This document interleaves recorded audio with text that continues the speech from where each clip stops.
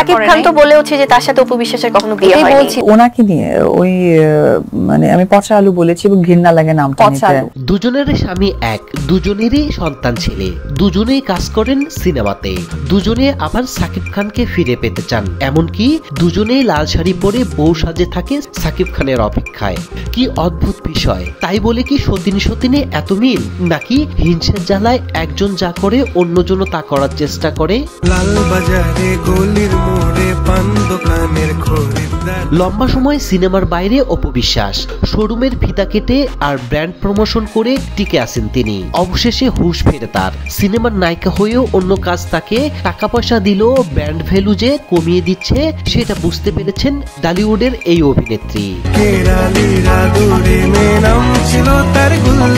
তাই জোড়া সিনেমা নিয়ে ফিরছেন আবার ইন্ডাস্ট্রিতে। তবে ঝামেলা তৈরি হতে পারে তার এই ফেরা নিয়ে, কারণ অপু সিনেমা করতে যাচ্ছে আদর আজাদের সঙ্গে, যার বিপরীতে একাধিক সিনেমা করে ফেলেছে বুবলি।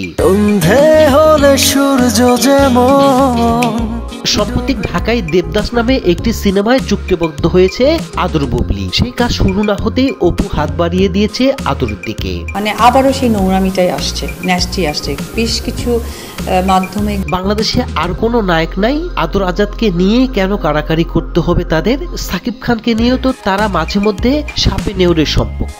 একই নায়কের সঙ্গে সিনেমা করা নিয়ে তার সম্পর্কে যে আরো তিক্ততা হতে চলছে তার নিশ্চিত শতভাগ। ওনাদের সাথে খুব সম্পর্ক আছে অপু বিশ্বাস দাবি করছে। আমার স্টেজ, আমার হাইট, আমার কোয়ালিটিতে আসতে সে বিশাল ব্যাপার করতে হবে, সো আমি তাকে আমার পজিশনই মনে করি না। তো ভিউয়ার্স, আপনার কাছে কি মনে হয়, অপু বুবলি কি ফের ঝগড়া লাগাবে, নাকি নিচক কাকতালীয় ভাবে এসব হচ্ছে? তা জানাবেন ভিডিওর কমেন্ট বক্সে। আর ভিডিওটি ভালো লাগলে অবশ্যই চ্যানেলটি সাবস্ক্রাইব করবেন।